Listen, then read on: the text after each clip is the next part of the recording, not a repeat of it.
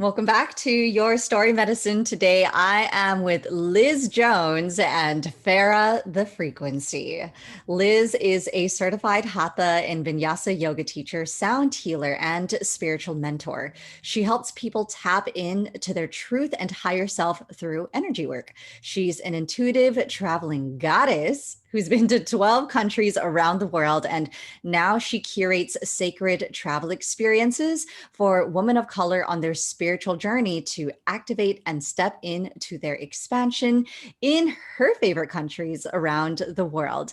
And Farrah actually began her business during the peak of lockdowns last year when she came back from Costa Rica. And she blows my mind because just in a couple of months, she hit over six figures through attuning others to become Reiki Master Teachers.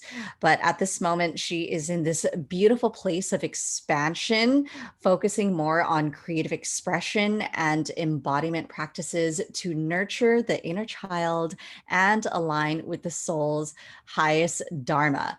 And I'm so excited to dig into today's topic because the three of us were just in Tulum together. I'm still recovering from mosquito bites. How about y'all?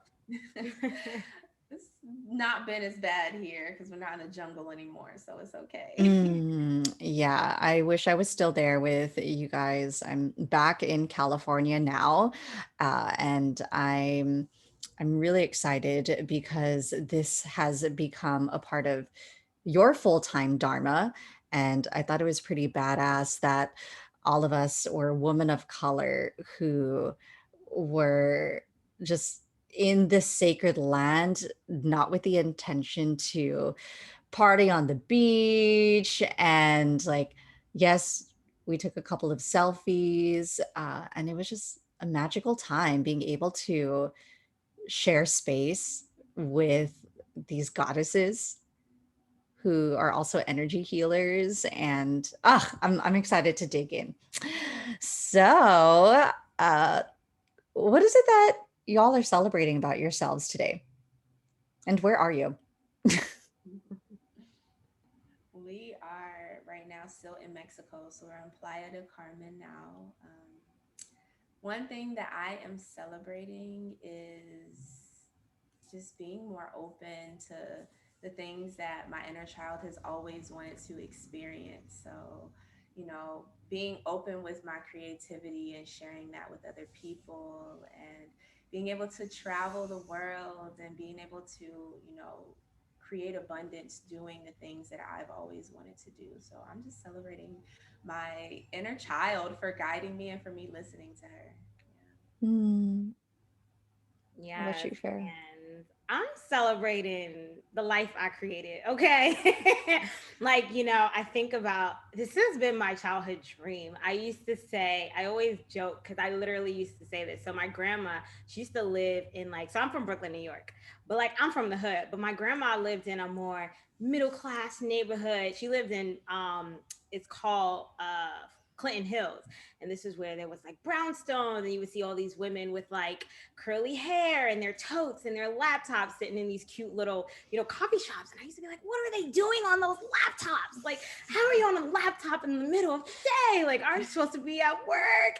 And I used to be like, I want to be like those cool Black women with their big afros and their totes in the coffee shops. Little do I know, that's entrepreneurship, right? They work for themselves, they create abundance through their gifts, they own their time, they move as they want.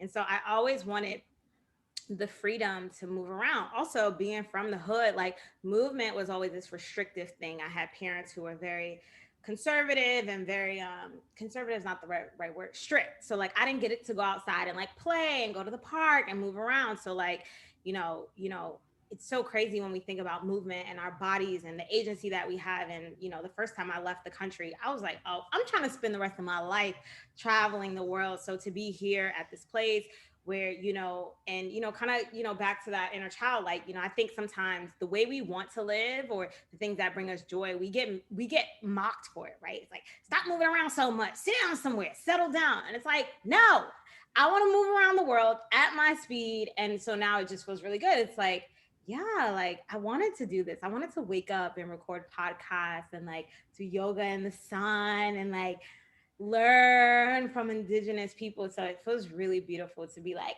oh, I'm living my manifestation. Like I made it, you know? Um, Yes. so that's what I'm celebrating. Ugh, I love that. And Farah, I just remember us biking through Koba, and you're like, my inner child is so happy. What was the song that we ended up freestyling?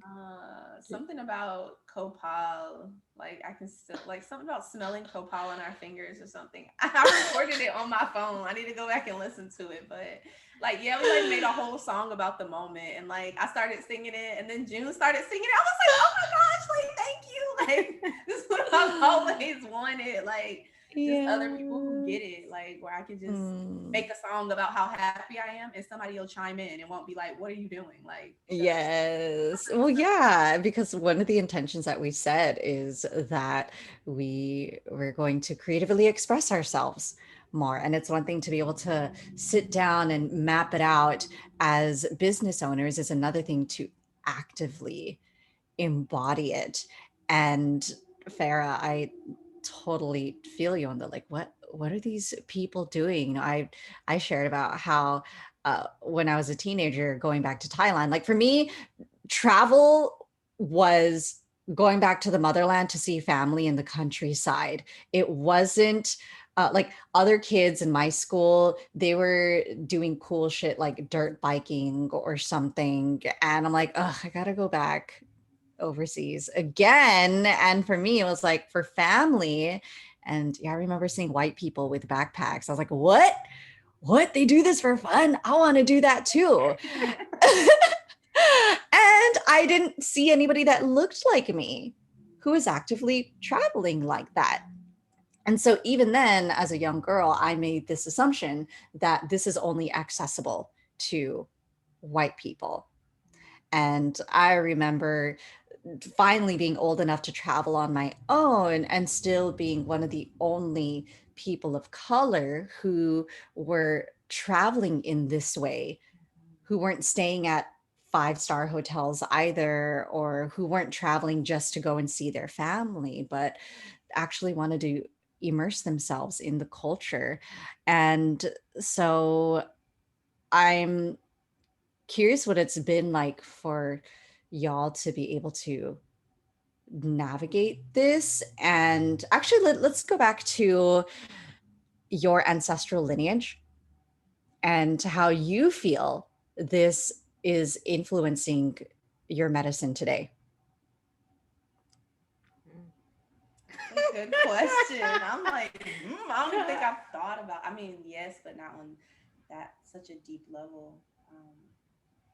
Also, for me, I was raised as a Black girl in the South, so it was a lot of division. It was a lot of that, like this is what Black people do, this is what white people do. So when it came to travel, I don't really have any like early memories of like having the desire to. Until I got a little bit older. I remember as a kid, I like always was like, I want to, when I grow up, I'm going to live in Hawaii. Like I used to say that and didn't really understand why. I just knew I loved the beach. And I had seen like, you know, like clips on Disney Channel of like white people doing their vacations there. And it just looked pretty, you know? So, as far as like how that connects back to my ancestry, I feel like what I'm doing now, being able to travel as a melanated woman is how I, you know, identify indigenous as well too.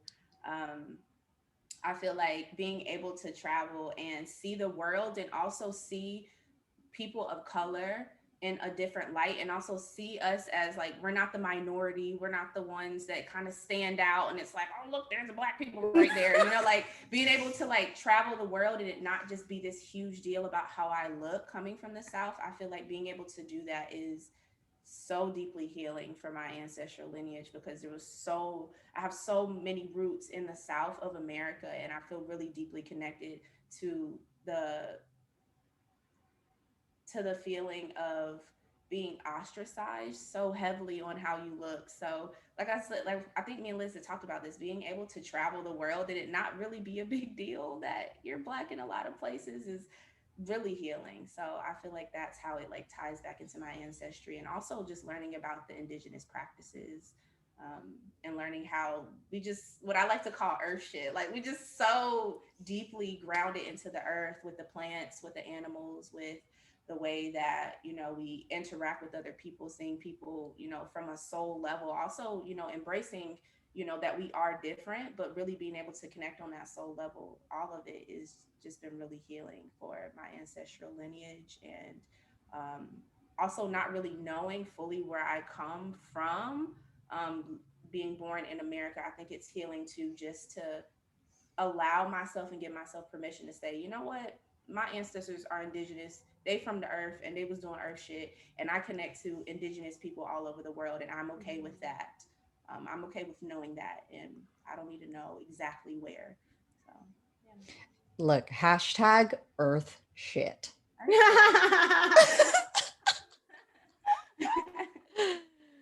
Yes. Yeah.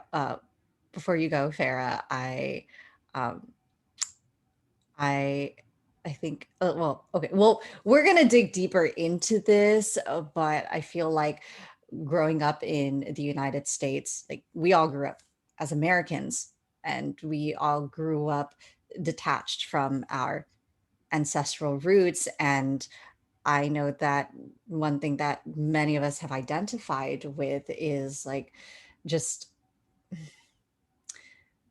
learning about American history. And as a non-Black person, you know, as a non-Black person of color, just really acknowledging that this country was built off of the backs of enslaved Africans and immigrants, and so strongly identifying with that narrative, with that struggle, and being so angry about it, yet not knowing that it was safe to be in my joy. It was safe to play with my inner child. It was as if that was dangerous, because if you're not angry, then you're not down enough. And I, like, what I know about you, Farrah, is that, like, you're just so, like, the both of you are just so joyful to be around. And then any moment we get into a conversation about race, it's like, okay, and what is it that we're going to do to play today?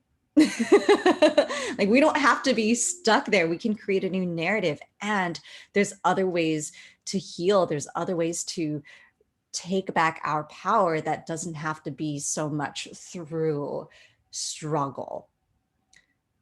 And I feel like traveling, at least sacred traveling, has opened up that portal to where it's like, oh, we can create a new narrative for ourselves.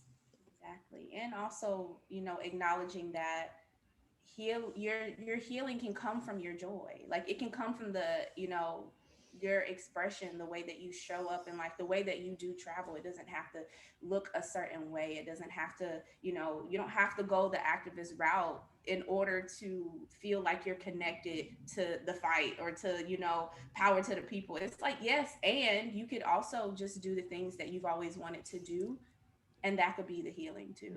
Be the example for other people who look like you, to let them know that like this, you don't have to fucking do this. Like the American dream, that does not have to be your dream at all. It can be something completely different. That's the Oop. revolution. Yeah, say that again. Say that again, Farrah. I'm like, shoot, what did I say? It came from the heart. No, Like, I'm sorry. Say that. Say that again, Liz. We said that's the revolution. your own joy. Yeah. Yeah. Wow, y'all said so much. I'm like, um, yeah, connection to my lineage and ancestors. So, whew, that's been a journey. I think, you know, as I talked about being from Brooklyn, which I'm very proud of. I love to say I'm like, I'm just a regular Black girl from Brooklyn, but I think that actually made my experience very interesting. You know, I grew up in a predominantly Black neighborhood, but my elementary school was mostly Black and Hispanic, right? And if you're from New York is so diverse, but everybody also lives in their pocket, you know. But there's a lot of, Black and Spanish people are pretty adjacent, grew up around the Dominicans, the Puerto Ricans, you have your Jamaicans, Trinidadians. So it's kind of a mix. But I remember always feeling like I was the only girl in the crew that was like just Black. It's like, what are you? It's like, I'm Jamaican, I'm Dominican. What are you? I'm like, I'm Black. What kind of Black? I'm like, black, like regular Black. Like, I don't know. Like, I'm like, we know the history of this country, right? Like that was kind of taken from us. My grandparents are from the South. They was from Elizabeth City, North Carolina. They migrated to New York, to the big city to get a job and all of the things. But man, I've wrestled with, I'm like, I went through the whole spectrum of, identity of like, wanting to have an ethnicity, right? And then also my high school was predominantly white. So then I was like, well, what's this space, And then, wanting to be like, we're all colorblind, everybody's the same. And then I went to college and I took a class freshman year. It was like, like AFAM 101. And then my professor was all power to the people. And then I wanted to be like a Black Panther. And I was like, yo, why doesn't anybody care about all this systemic shit? Hopefully it's okay to curse on here. Yes. If not, Yes. like, edit it Cursing out. is a mantra here. And then so I actually transferred to Spelman, and I remember because I felt like I care about like all of this institutionalized racism, and I was like, nobody cares, like everybody's just moving around the earth. And I remember going to Spelman and taking a class. Actually, everyone had to take it, and it was called like I think it was called Africa and the Diaspora, and that was the first time I learned about the African diaspora. We learned about Pan-Africanism, Marcus Garvey, and that was the first time really starting to just understand like the disbursement of African people throughout the world. And like we're so, and this is another thing I think travel really unlocks. The US, everything is so black or white. It's like you Black or you white or you Spanish or you Chinese, and it's like no. Like first of all this stuff, I mean, first of all, we all know it's all social constructs and it's also real, but it's like I think when you travel you start to expand the way you think about these things, right? And I actually have a tattoo of Africa on my back because I started being like, I mean, I'm of the diaspora, it's less about like, where am I from? And even that, right? Like the way African countries are, labeled right now, like that's some white shit, right? That was what do they call it? The scramble for Africa, right? So it's like, what does it mean to be Nigerian or to be Ghanaian, right? It's like back in the day, like it was a land and people migrated the land and they moved around. So it's like even those countries are European constructs. And so I was like, nah, like, am I the spirit of the thing, right? And I know one thing, I'm like, I'm a Black woman, right? It doesn't matter where I move around in the world, I'm Black, right? Like, and culturally Black, right? But also, starting, when I travel, like, travel I think also just softens you, and I start to realize like even in the Asian community, right, you have Asians that are more brown, right? Or we just came from Peru, and like you have indigenous Peruvians, you have Afro Peruvians, you have people who are lighter because they have Italian influence or Spaniard influence, you have Japanese. I mean, all of these places are so nuanced. And I think before people travel, and American media will manipulate how they want you to see the world, right? Who's good, who's bad, who's Black, who's white, who's right, who's wrong. And it's like, actually, it's more nuanced than that. You know what I mean? And I don't need to be so rigid. So my personal mission is like, I'm really curious about the African diaspora and like really learning more about the connections. And it's like the more we learn, especially the more you learn ancient indigenous practices, there is so more similarities than differences, right? You will start to see the threads, right? There's plant medicines all over the world, right? Yoga, India gets the credit, but we know that they were doing yoga in Egypt, right? And so it's just like, also, I feel like I'm preaching. No, no, no, no. History There's so class, many people but who, yeah, keep going, please. no, it's just like there's just so much more nuance. And so to you guys' point about the anger, and it's like, America wants you to be angry, and sometimes you have to be because like the hood is like the way the hood is constructed in the US, it's sad. You would be angry, but it's like Yeah. when we can start to find our joy again, find our pleasure. And I don't know, I think travel, like I feel like I was sent to earth to literally travel the land and invite more people to do that. And yeah, so I don't feel deeply, I mean, I have been, there are moments where I'm just like, where are my people from? But I think my mission is just bigger than that, and so I don't necessarily need to get so caught up in like where my ancestors are from. I just learn from different cultures and invite people to remember. Ooh, invite people to remember is so key, right? Versus trying to find the answers outside of ourselves. And yet, I love how you said that travel can soften us. It can make us more humble because I feel like, uh, yes, it's one thing to do the inner work. And I have found that being able to shift your environment can also support you with that healing.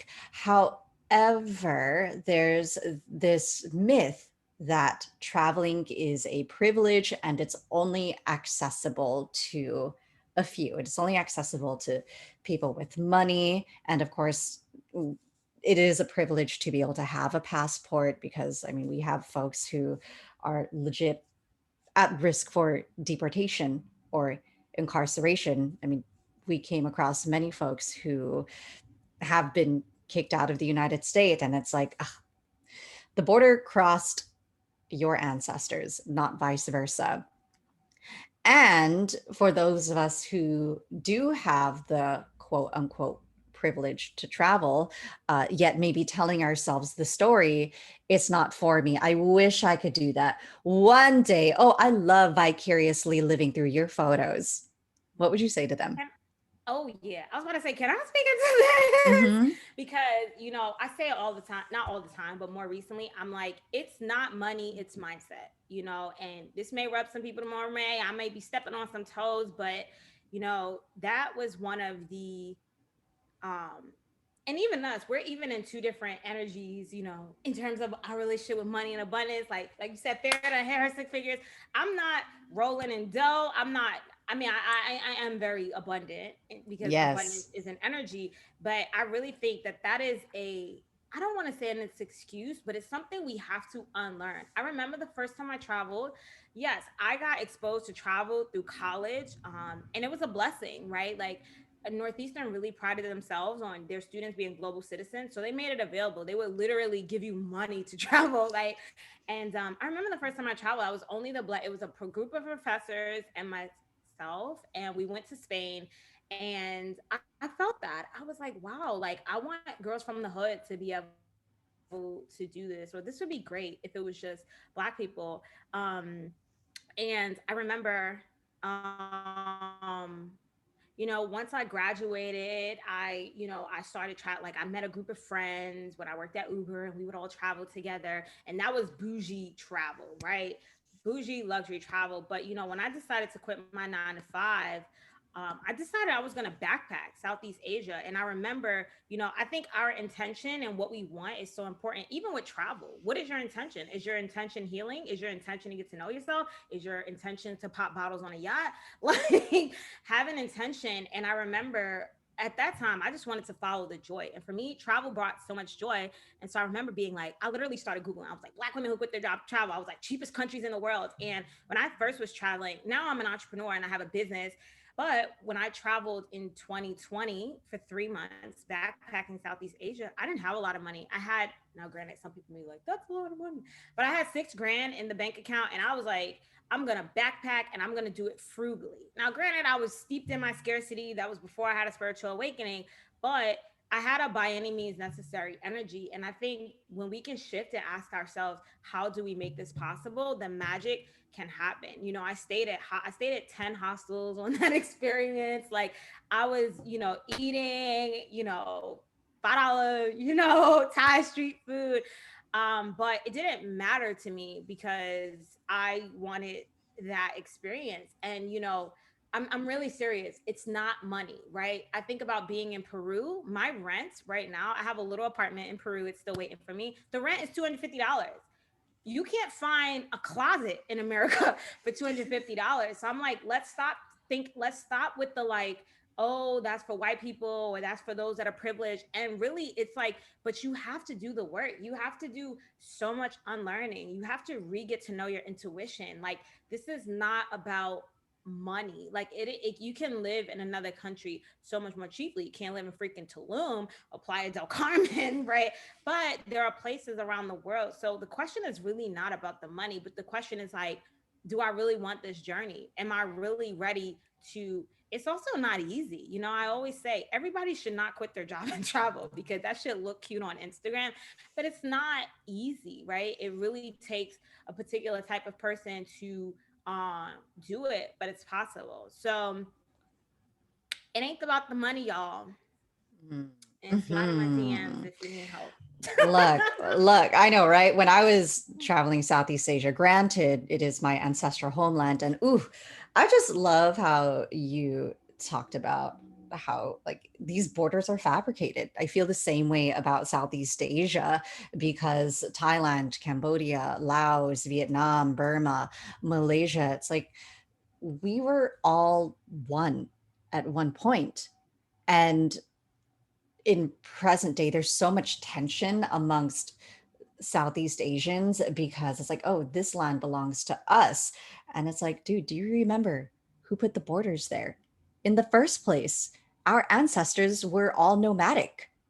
And now we're being punished for not just like sticking to one place, or now we are being pitted against each other, which for me is inevitably a tool of white supremacy within itself. So really grateful for you acknowledging that and also challenging this narrative of you need to have a lot of money because I went 1 month only spending $500. I was staying in a hostel that was $3 a night, and when it was when I didn't have money where I felt the most abundant, where doors actually started opening up for me, where I felt so provided and cared for and protected. And granted, now that I'm a little older, I also can see where even though I was deep in my scarcity and I was able to get by really far, um, I um, I feel like now I can contribute back. I can contribute back to the locals, and I like I enjoy being able to buy from these indigenous shops without feeling like I need to like ask for a discount because I'm like, oh, you're a small business owner too, um, and yeah, I feel like traveling now is, as you mentioned, an invitation for us to actually center the people who are of that community, of that country, versus feeling like we're there to extract from them and like stretch out a dollar as much as we can for our own benefit. Um, and so, actually, I'm just plugging this in now for y'all. Like, there's going to be an invitation for you at the end so that if you're feeling called to travel to sacred site, so tune in because we're going to be sharing more about that by the end of this. So Farrah, how has sacred travel activated your dharma? Mm. So hearing y'all stories about like backpacking through Southeast Asia, I'm like, I haven't had that experience yet. Like, I'm Mm. still pretty new when it comes to travel, but it doesn't negate the impact that it's had on me. My first time really experiencing sacred travel was when I went to Costa Rica, right? So um, it for me was really a way for me to not only see people of color just existing, literally just existing, but to see them existing and happy on what, in Western culture we would perceive as like, oh, they have less, so that means that they're not as happy. But those were literally the happiest people, and I was around them. So for me, it was like really helping me unlearn what it means to be abundant, and also um, just being able to rest. Like, I went there to literally, like, when people ask me, why did you go to Costa Rica? And it was like, to do nothing. Literally, I just wanted to rest my body. And it was so interesting because, I could feel the projections of people like wanting me to like do that whole like Western type of travel where it's like, I'm gonna go see this place and that place and I need to do this thing and that thing. And I sat in the same place the whole month and connected to the people around me, observed the people who live there around me, and literally just connected with the earth and rested my nervous system. Like that's literally Mm. all I did. And so that was my first time traveling, and it changed everything, because after that I came back from the US and was like, I'm doing something different. Like I want to travel. I want to feel like that. I want to feel like the people who live there, who were from there, who were genuinely happy. What as off of what we would perceive as less, but they it was just simple, you know. So um, yeah, that was my first experience traveling, and then of course the second time was going to Peru with Liz. That was my second experience. Really?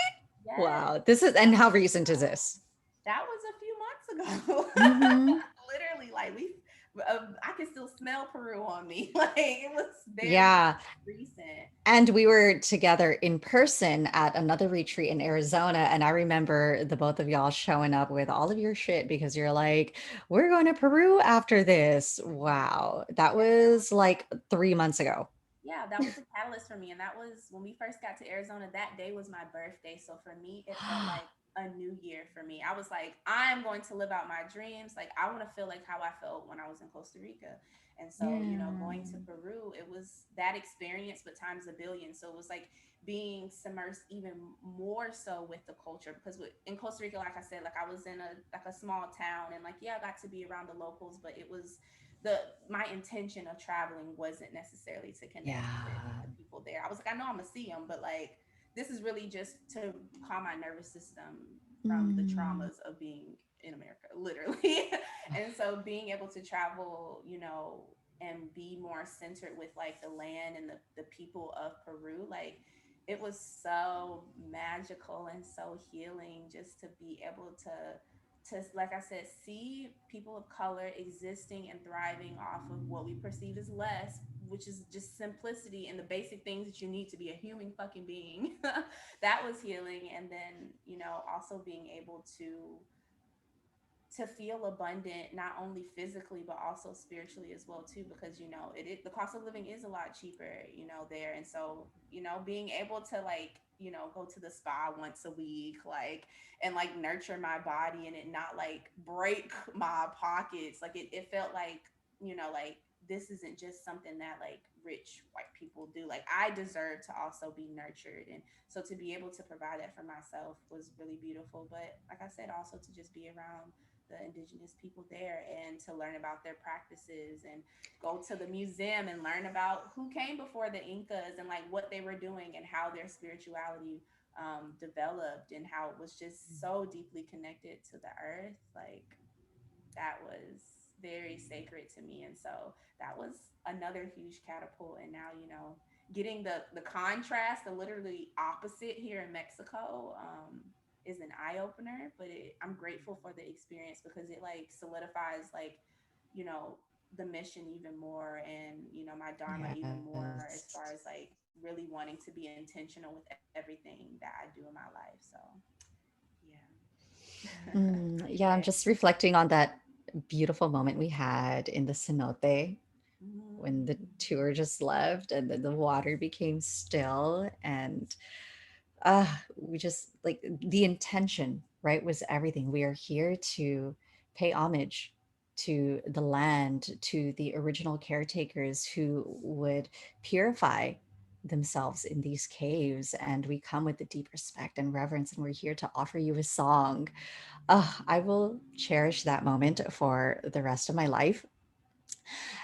And then the next tour bus came in. We're like, okay, we got to get out of here. Yes, man, the contrast. It's necessary so that Mhm. you can see clear, you know, see what you want to do, see that you have a like there's a choice in this, you know, I get to choose whether or not I want to, you know, pop bottles on the yacht, which is there's Yeah. this time and space for that, you know, we Mhm. can do that. Or Mhm. do I want to, you know, like be on the ground with the people of this land? Do I want to learn from them, you know, or you know, do I want to be on the yacht? Yeah. Let's talk about hashtag Earth shit. Because okay, I've never really actually talked about this on this podcast, and so this is whew, this is going to be a little stretchy for me too.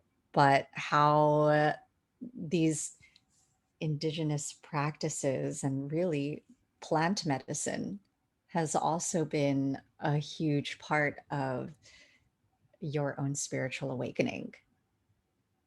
So let's go there. Let's explore that. How what has your journey been like with this? Because I know it's very recent too.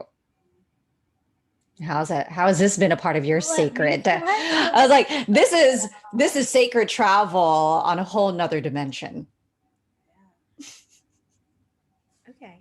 Um, yeah, well, plant medicine, I'm very new to it, or it's very new to me, I would say. Um, and it's so interesting as you just, I feel like once you start the spiritual awakening, it's just one door pulls back another door, pulls back another. And I guess before I get to plant medicine, like, I already had this like intuitive belief that like, food is medicine, right? Or like, either food is killing us or food is healing us, right? Um, and then just learning more about herbs, right? But I didn't even know there's like this deeper level of like the plants, and plant medicine. What is plant medicine? So I actually learned about them when I got to Peru. Peru apparently is the place. It's like if you want to do deep healing, you go there, right? You don't just show up there. And it was kind of all over the place, to be honest. Like, we started off in Peru doing a YTT with School Yoga Institute, which was amazing. Um, and everyone, it was kind of like, people were leaving after. They're like, oh, you doing Aya, you doing Wachuma, you doing this, you doing that. And in general, I don't like to get caught up in the hype. Like Yeah. I believe in resonance, right? Like, so if something comes to me or synchronicity, like, if there's synchronicity or whatever. So I heard people talking about it, but I'm like, I'm chilling, y'all. Like, I'm good. And also, there's so much magic just in the earth, like the mountains and the water, like it's just healing being held by it. Um, but yeah, I think the first thing that kind of came to us, so we went to an ecstatic dance, which that is beautiful and healing. That's probably another podcast episode. But the one of the DJs there, he also he works with Wachuma, which is it's also known as San Pedro, and it's native to Peru. It's a cactus plant. And they've been working with Wachuma for years. Um, but he was doing a Wachuma hike. So he paired that plant medicine with this beautiful hike. And so we were like, all right, like, let's try it. I believe in trying everything, because not everything, but like trying things once. Because you don't have an opinion until you try it, right? So, Farrah and I, we always joke, like, we're so different. Like, she's been on her spiritual awakening and her journey for a long time, and she knows about a lot, and she's deep in a lot. And my ass, I'm just curious. I'm like, what's that? Okay, like, let me try it. Let me see what I feel, Um, and yeah, like, so we did this hike, and wow, it's my favorite thing that I've done in Peru. But it was so beautiful. And Wachuma is known as grandfather, like a grandfather medicine. It was very gentle with me. Farrah's gonna tell you a very different story. But it was so beautiful, like, and it's supposed to be a heart opener. And so I felt very silly and playful and joyful, but like just pairing it with the land, like you feel so connected. And like I felt like I'm like, first of all, I kept singing like the Lion King, Can You Feel the Love Tonight? And just like perfect harmony kept coming to mind, because it was just like seeing the indigenous people, it was this beautiful land called Kinsacocha, but it was like lagoons, it was mountains, you had like horses running by, you had people literally growing their potatoes, picking them, working the land, you had the mom, the dad, the kids. And it was just this like reminder of like, I don't know. It was just like, this is abundance. You know what I mean? Like seeing the waters just flow. This is abundant. Seeing them be kind to the animals. Like we get so, we want to ride the animals, right? No, they just are, you see them with the animals, you move to the side, you let the animal go, right? I joked about like there were crystals, literally huge crystals, and we joke because like Farrah loves crystals, and I'm just like, they're pretty, right? And in the US, like people want to put crystals in a shop, and it's like, to your point of like, why do we have to extract everything? Like, why can't we go be with things, experience them, and then integrate whatever the takeaway is? But um yeah, for me, that experience on that plant medicine journey was just like, and my intention was just like show me what am I here to do, what am I on the earth to do? And it was like, you're here to have these kind of experience and like help people reconnect with the land, with the earth, live more in harmony, like just create experiences. Because also, like, we can't, I always say, like, I can't show you the world in an Instagram caption, you know what I mean? Like, Mm. you can't. I already have people coming in my DMs about like, you know my travels and my spiritual awakening, and it's just like, we get we you have to feel things, you these are medicines of the Yes. heart. Like, you need to walk the land, you need to put your feet on the soil, you need to interact with the people. And it's just like, yeah, that was my experience with it. And then we also did ayahuasca in Peru, which is the opposite, grandmother medicine. And It's fine. Look, we're keeping it real. Yeah, they're in the city right now. So you might hear some I'm like, sirens and helicopters. They're not back in Peru yet. yeah, and ayahuasca is a very different medicine. And here's the thing: there are many plant medicines, and apparently, like most countries, like lots of countries have plant medicines, and there are tools that the ancestors and the indigenous have used and worked with for years. And there are different type of ones, and you can work with you know shamans and do dietas and like really go on these journeys and like heal really deep things. I feel like I'm just tiptoeing my way into plant Hmm. medicine. But my ayahuasca journey was intense. I like to say grandmother like picked me up and like sat me on my ass. But that was like, its intention is to really pull back the veils and the illusions and just like really allow us to see our own shit, our patterns. I had a lot of flashbacks on that journey. But it was very beautiful, very, very beautiful. And I feel like I'm talking a Oh, lot. but this is amazing. but yeah, that journey was very different for me. And it's so crazy, our ego, man, that thing. I remember when I started the journey, because you're in this beautiful space and the lights are off, and everyone gets their dose of the medicine, and then the journey is going to begin. But I remember being like, what is this? Why am I here? This is stupid. I don't feel nothing.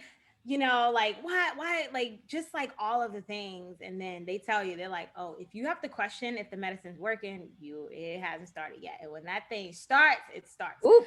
And you're kind of Shoo. clearing out, you're purging. And I remember I was purging so much, crying, wailing, and it was so beautiful. The facilitators, the way they hold the space, the songs that they sing, they literally sing for hours, and it really carries you on the journey, and they hold you, and not literally, but like Yeah. but it was a very interesting, and surrender. We talk about surrender, but we don't know surrender. And they tell you, like, if you try to fight it, you're gonna make it worse.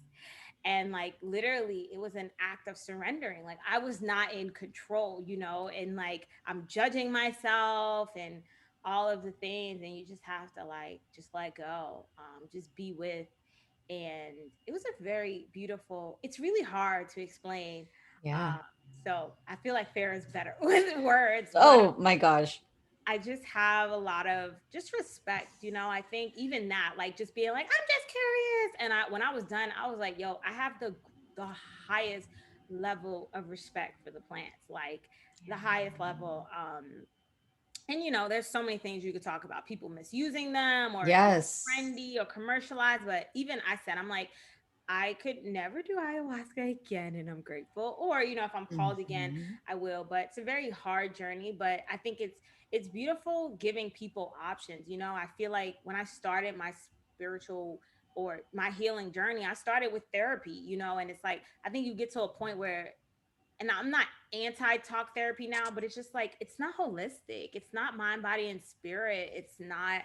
And, now there's so many more tools, these Eastern practices, yoga, meditation, sound healing, these things feel more holistic. But I think it's beautiful, like having another way for people to tap in. Some of these Mm. tools, people hit walls with them or they don't work. And these are tools that kind of, I don't know if they work with the subconscious, but they just work with you in a very um different way. So again, I'm very new to it, but Mm. I'm very grateful that I've been able to connect with these ancient practices that Peruvians have been using for centuries. The So Peruvians, and also I want to challenge the like Eastern, right? Because I feel like what is the Western world? I mean, I think of the Americas as technically considered the West. And even Europeans prior to colonization, their own ancestors would commune with the plants as well. That's why we have like the witches who were burned at the cross. And uh, plant medicine is something that has been ceremonial, has been practiced since the beginning of time. And if anything, talk therapy is more of the new thing, the Western modality.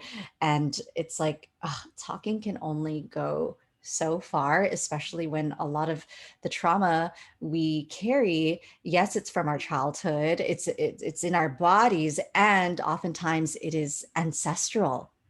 And the plants, at least in my own experience, and the only thing I've done aside from weed is mushroom medicine. It was a strain that was actually grown in Cambodia at Angkor Wat, and maybe I'll just go into details with that on another episode.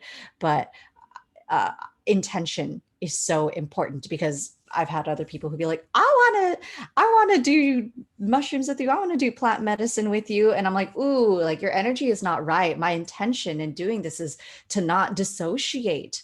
But it's like every time before I go into ceremony, which by the way, I've only done it like once a year when I feel like, okay, I need that reminder.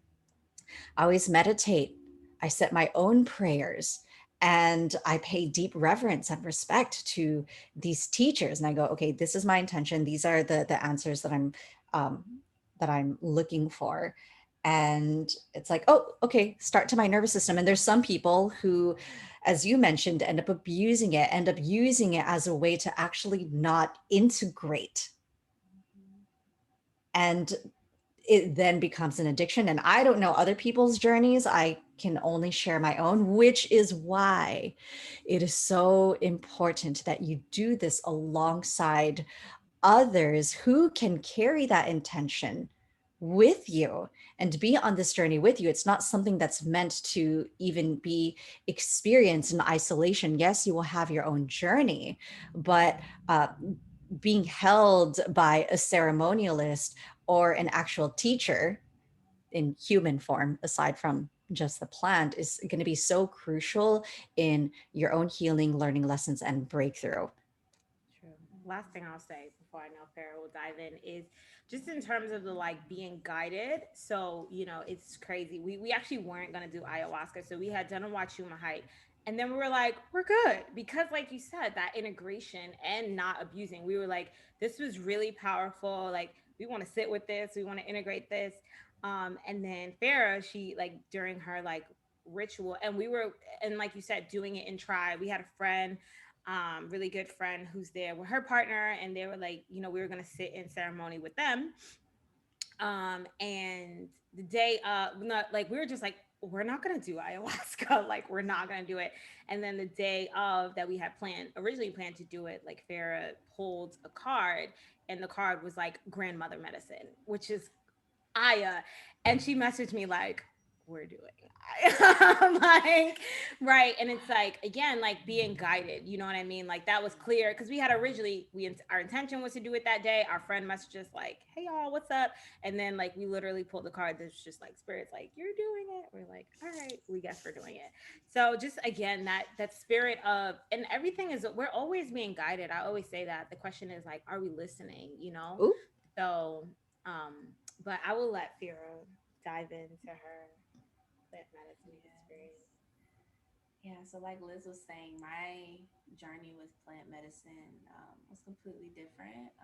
One, I would consider I had my first spiritual awakening back in 2015, when I was going through a lot of deep, what I think about now, ancestral mental health issues with anxiety and depression and all those kind of things with the brain, where when you're going against what your truth is telling you, I feel like that is like the home for like where disease and issues with your mind and your body and your spirit just will literally take over you.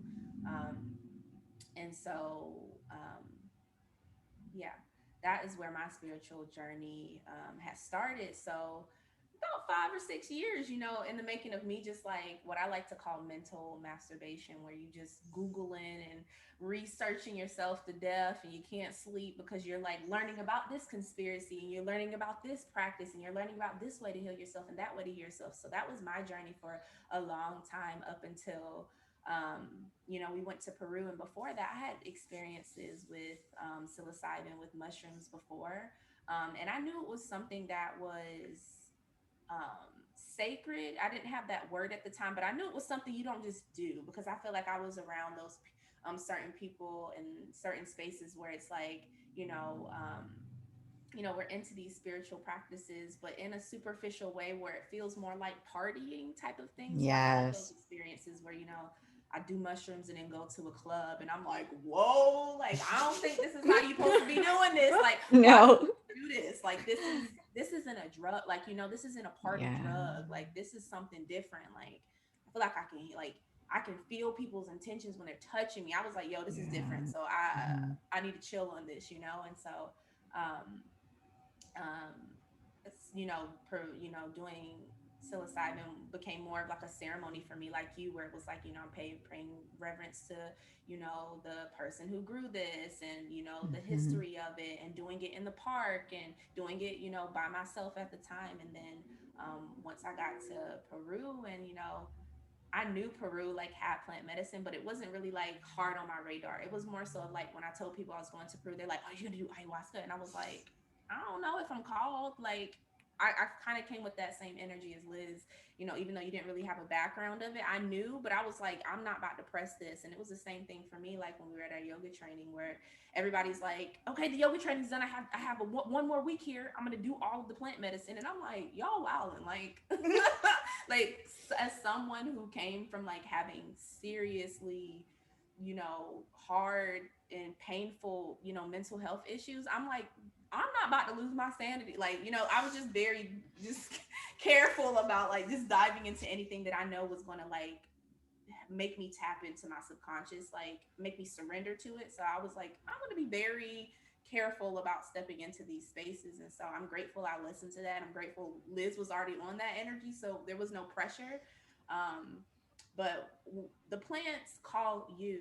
I've had so many people ask me that question, like, I've always wanted to do Aya, but how do I know when I'm ready? Like, it's always been on my radar. And I'm like, That's not how it works." Like, no, like, I mean, you Mhm. can go that route, but I don't recommend it. Like, these are spirits. These are plants are alive. The history of these plants is a real alive sacred thing. And so it's not a matter of, am I choosing to do this? It's, am I ready when the call comes, like when the card gets pulled, like, am I going to be like, "Hey Liz, we're doing IO," or am I going to be like, "Nah, I'm too scared," like, um even when I pulled that card, I questioned it in that same way of like, I don't know if I'm ready. And the next card I pulled was facing your fears. It was literally the next card after that. And it was like, well, what am I afraid of? Like, why am I afraid, to face myself? Because that's what, these medicines make you see the truth, and the truth is the medicine. That's the medicine that you receive on these plants. You have to surrender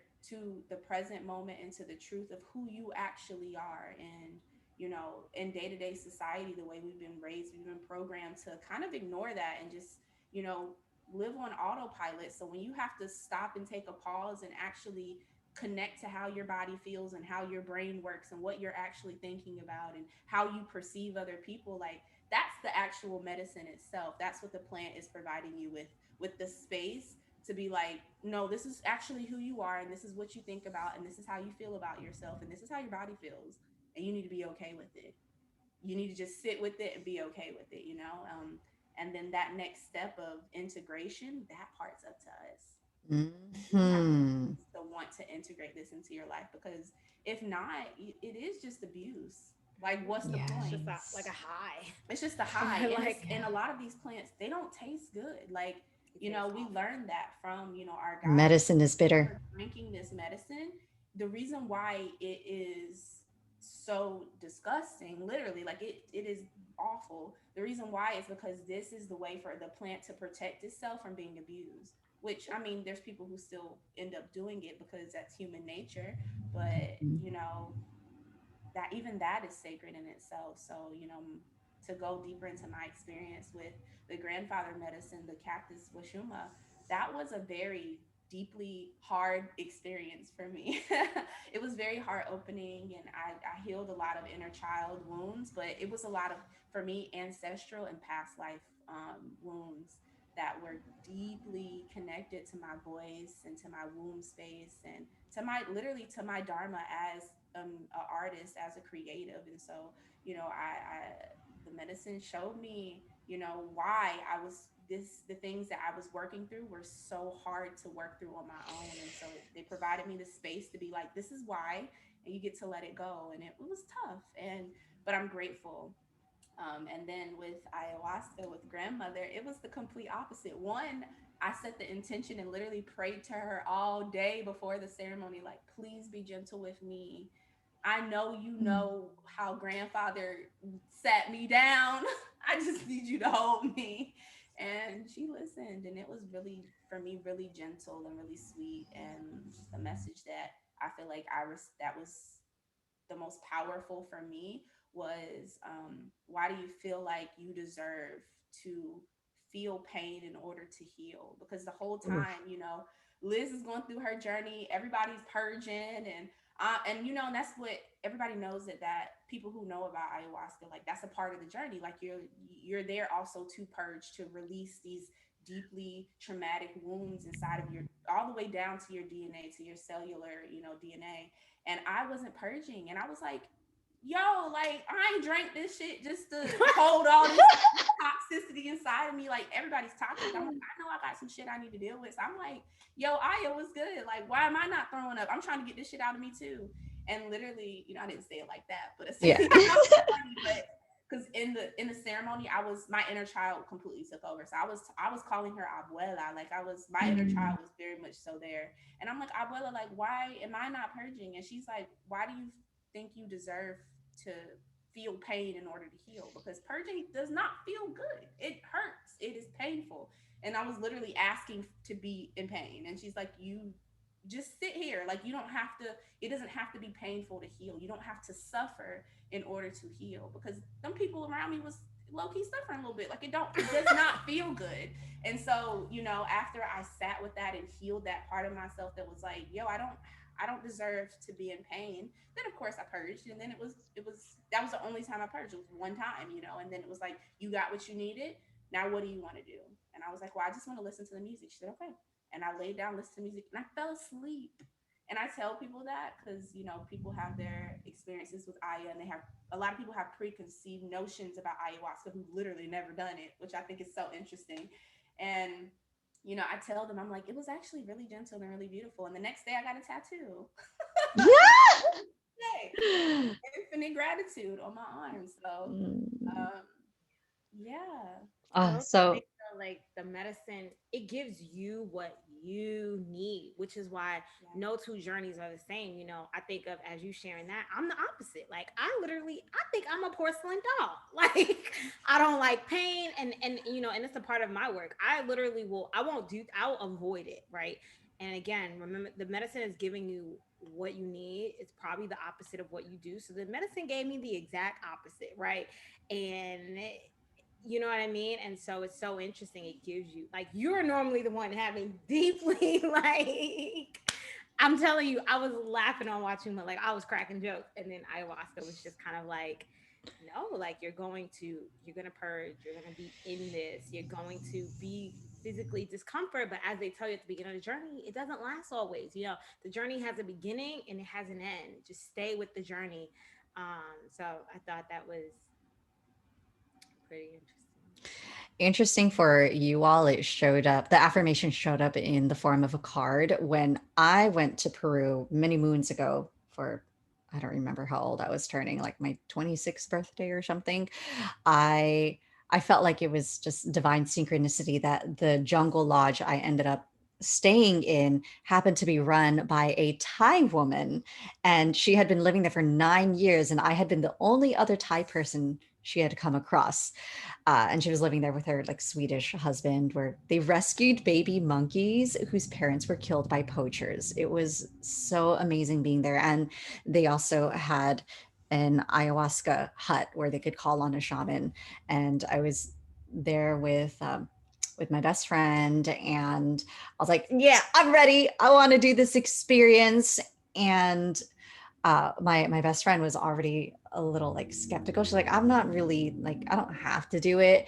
And so Auntie, this Thai auntie is what I call her, when I inquired about booking a ceremony, she just said, no, you don't need it. Mm. And she shared with me that she had also only done Aya one time, but it was because she was an alcoholic. And that experience woke her up. She never picked up another drink after that. And she's like, yeah, you don't need it. And I feel like had I been at any other center, they would have been like, all right, cool, we'll call the shaman. Let me know what time you want to come. We got you. And so I almost felt like she was my card. She was my protection, my affirmation to just keep going on this specific journey that I was already walking on. And with with my first with my psilocybin experience, I got a similar message as you, Farrah, which was I'm like, okay, I'm going in to heal and to like fix myself. And what the teachers told me is, you don't need to heal anymore. You're done with this story that you need healing. You already are. Like, I love You're broken. you. Yeah. You're not broken. I was like, whoa, this whole time. Mhm.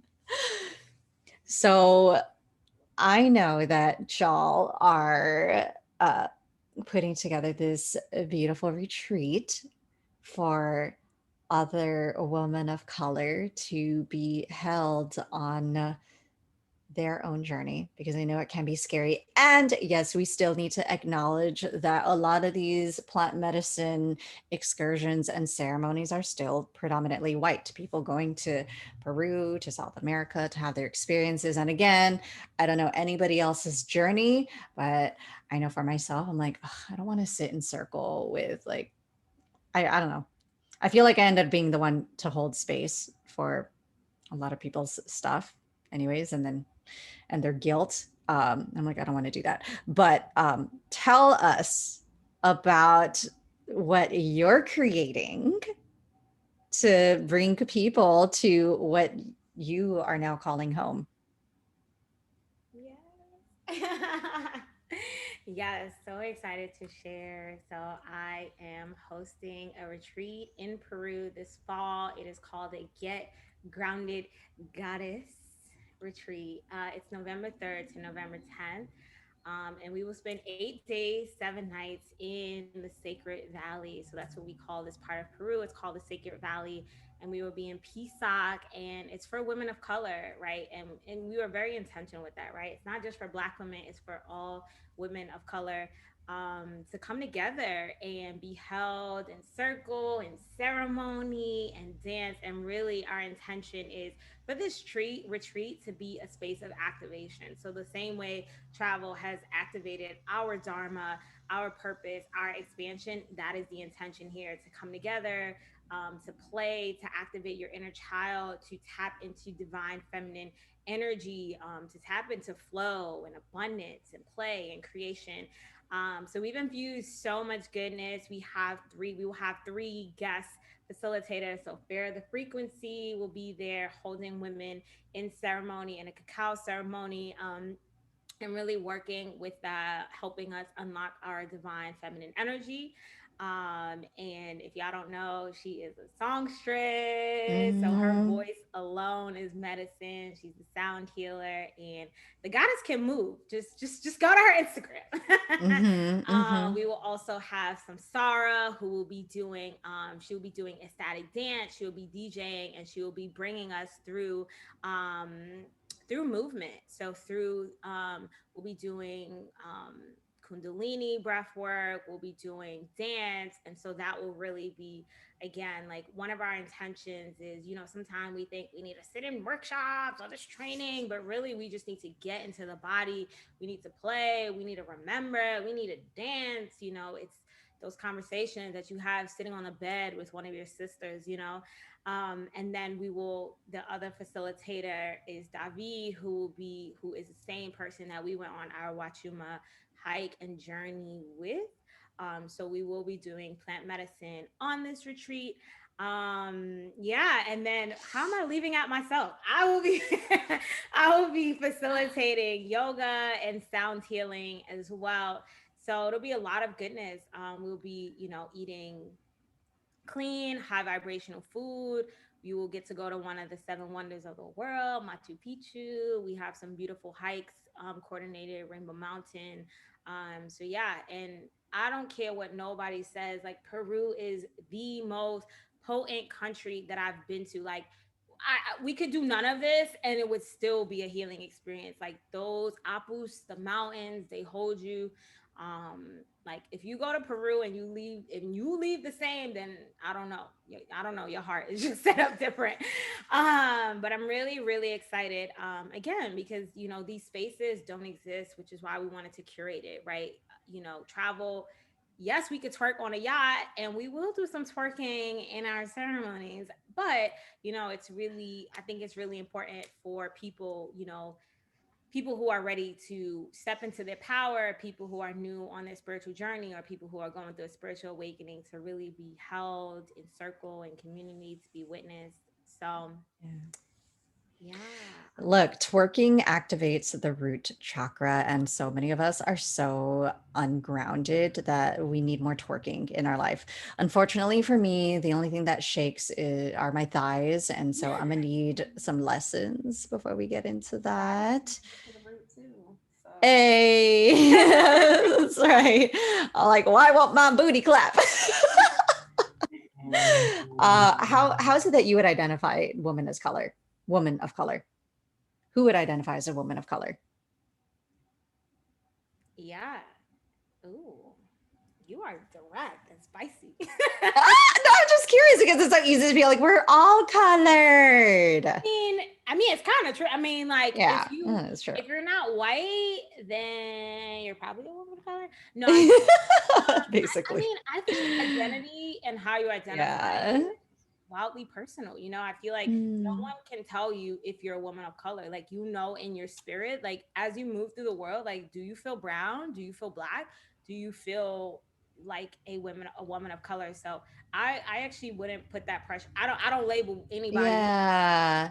Yeah. And I say this because I have many clients who are biracial, who are white passing, who they have a parent that is visibly brown or indigenous and have maybe struggled with, am I allowed to identify as a woman of color? And at least Listen, I, they yeah, choose.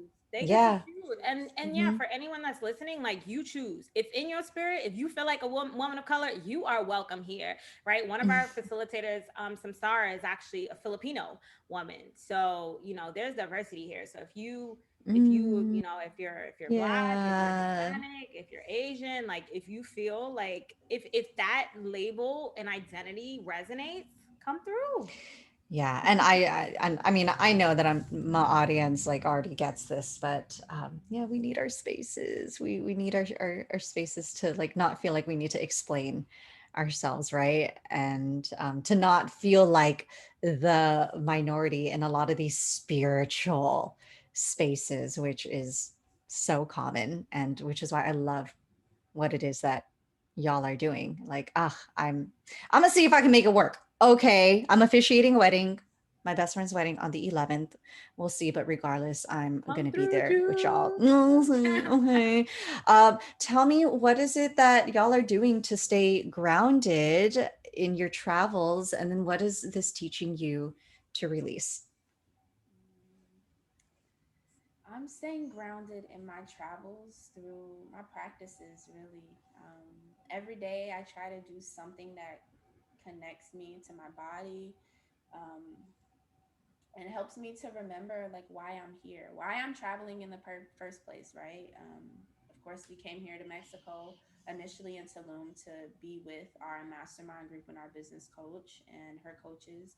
Um, but afterwards, we decided to stay really to just keep going with that vision work and that activation that we received specifically here on this land. So yeah, I stay grounded by like every day waking up and having an intention for what I'm doing, and to have some kind of practice every day, and it doesn't look the same every day, like um yeah, so that's how I'm staying grounded. And what was the other question? What is traveling helping you to release?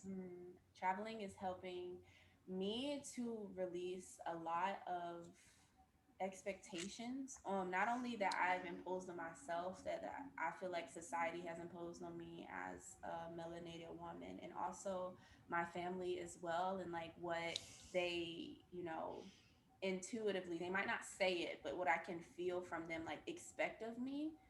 Just to really release that and let that go, and to really step really into what it means for me to be a woman. I feel like I'm just now really stepping into like womanhood for myself. This is like the first time that I'm really away from my family. I'm doing what I want. Before I started my business, I was living with my grandmother, and before that, I was with my mom. So it was like, I still didn't feel like an adult in that way, and felt like a woman. And I feel like I'm just now really stepping into that. So it's really just helping me release a lot of expectations that I've been carrying on my back. And I'm ready to let them go so that I can be, you know, I can live in my soul's Dharma and do what I'm supposed to do here on this earth. So, Yes. Mhm. yeah. And vibrate that onto others as Farrah the Frequency. How about you, Liz? Yeah, that's a good question. And I think it changes, you know. Um, I don't know. I feel like I'm spoiled because sometimes I feel like when I'm traveling, like I'm like the earth just holds me, you know. Like for me, like even when I was in Peru, I'm like going for a walk is grounding. You know what I mean? Just sitting by the water. And I think sometimes, especially at the beginning of our, the spiritual awakening or the journey, you could be so rigid. You know, like wake up, Mhm. meditate, journal, don't write.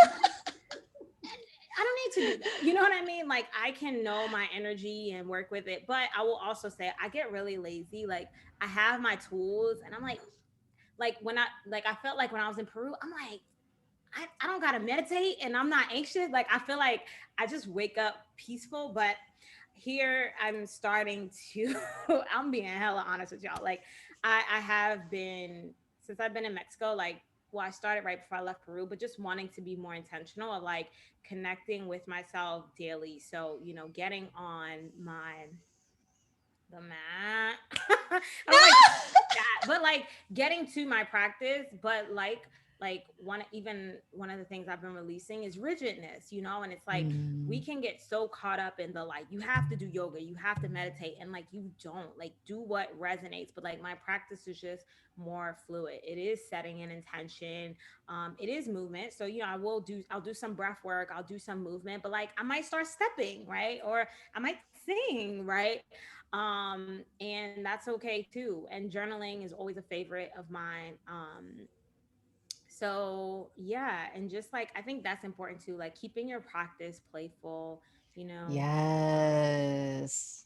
keeping it playful, yeah. But I think that yeah, yoga, meditation, breath work, journaling, reading a book, laying in the sun. Mm-hmm. I think it's just important to intentionally connect with your spirit. Um, yeah. So Yeah. yeah. And surrender, right? Surrendering to whatever is going to unfold versus like, did you think you were going to be in Peru even a year ago? And learning to really, really trust is huge. And so I know that Farah has her own invitation or definition of surrender. So, Farah, can you activate our own frequencies?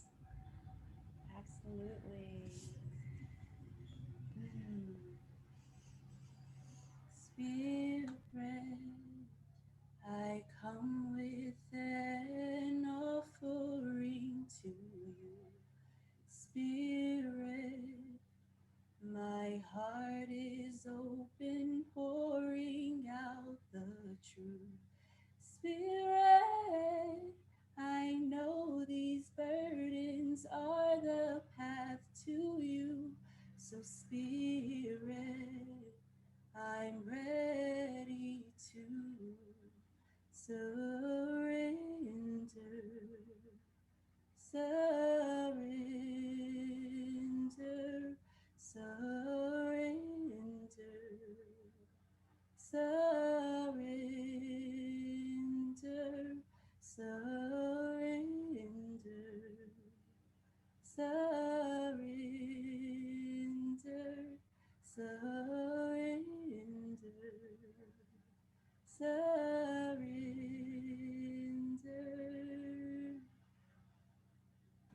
Yeah. Ah, let this be an activation for y'all to surrender. And I know my listeners are probably like, what was that? Where's the album? I don't, look, okay. One of the things that happened in the retreat that we were in Tulum, which was actually with our business coach, Melissa Ruiz, is that DJ Taz during our Shavasana in yoga class started playing this song. And I was just like, what? I need more of this mantra music in my life. And then when we came out of Shavasana, it was like, oh, by the way, yeah, that's Farrah's song that she recorded in her bedroom on this microphone with no instruments other than her voice. So, Farrah, what are you withholding from us? To like, where can we get more In of Peru. this? In Peru, In Peru. yeah, that That's was that Peru Yes. activation. yeah, that was the first song that Mm, I wrote while I was in Peru. So I take a little ownership of that. I truly believe mm, that was the ancestors of that land flowing through me, a billion percent. mm. Wow. But yeah, like being on this journey, traveling, becoming a Reiki master teacher, holding space for other people and myself and my inner child, like it's all getting unlocked through creative expression. And so, yeah, the album is coming, and it's coming as a way to hold my inner child, to heal myself, and to also remind other, intuitive, creative beings, specifically women, that our expression, the way that we express ourselves, the art that we create in this world, the way that we move in this world, that can be the medicine too. A lot of Liz's mission is to remember that travel can be that medicine for you, and a lot of my mission is that creative expression can be that as well too. So the album's coming. It's Yeah, and like such a badass because you're like, yeah, I have this six-figure Reiki business and I don't feel like it anymore. Yes. And yeah. You like that. Yes, and also like it's one of those things too where I was guided to release that journey, and it was so interesting too because Reiki was the vehicle for me to heal what I needed to heal, to step in to wanting to be the creative artist of my dreams. So Reiki was that gateway, and now this album is going to be the next portal that leads me. I don't know where, but I'm getting on the bus and I'm going. Ah, I love it. I love it so much. And um, I want to thank you as well for being a part of that journey for me to uh, s- being less of the CEO and the boss, which I have been exercising for the past 4 years, and to start coming back to my own artistry. And so imagine if you went to Peru, what will be activated for you if you end up joining this retreat, y'all? And maybe I'll see you there. But regardless, like if this song could come out of Farrah and if this calling could come out of Liz, like what is dormant within you that is asking to be cracked open? And how is it that you can do that alongside other community, especially with people who look like you. Oh man, it's gonna be so lit. I already feel it. So speaking of ancestors, my last question, which is my favorite. If you could speak to yourself as a future ancestor, what is it that you would have to say? It came to me immediately as soon as you said that. It was remember who you are. That was it. It was remember who you are. Ashe. Mm. And so it is. And so it shall be. Wow, I gotta think. Tap into your womb space, Liz. Put the hands on the womb. Um, hmm,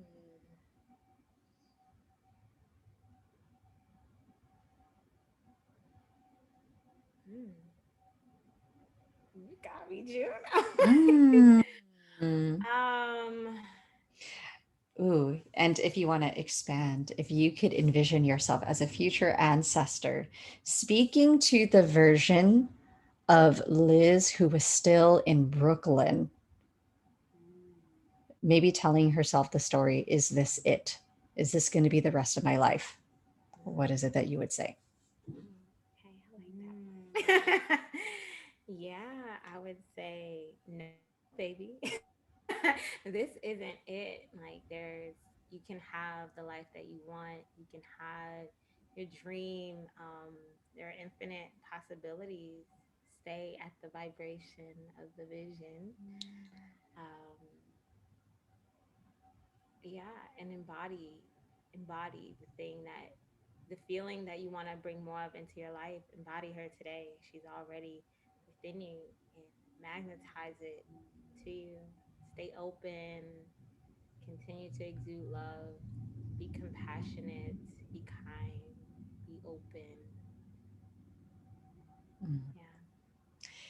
Because she's be like, because guess what, baby girl, you're going to be leading plant ceremony, healing retreats in Peru, and who knows where else you're going to go after this. So I love the both of you so much. Thank you for being my sisters on this journey. Ugh, and and we were like, look, y'all, we are all like, okay, where are we going to travel to next? Because we rented a car and we're just like, wow, it was so much fun and so just ground like, yeah, we're like spiritual, but it was so playful, and I'm calling in more moments like that in my life, like sisters I can travel with who don't want to just pop bottles and like party on a yacht, uh and yeah, have like very similar intentions as me. So I'm excited.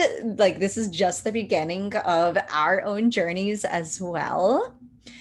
And yeah, these future ancestors, this future ancestral versions of us are like looking back at all the seeds that we're planting today, and they're like, so proud of y'all, so proud. Okay, So much so for yeah, having us. yeah. Where can people go to find you? Yeah, so you can find me on Instagram at by Liz Jones. Yeah, you can find me on Instagram at Farrah the Frequency. Yes, and I will link those in the show notes as well as the application, which can be found on Liz's Instagram. And I hope to see y'all in Peru.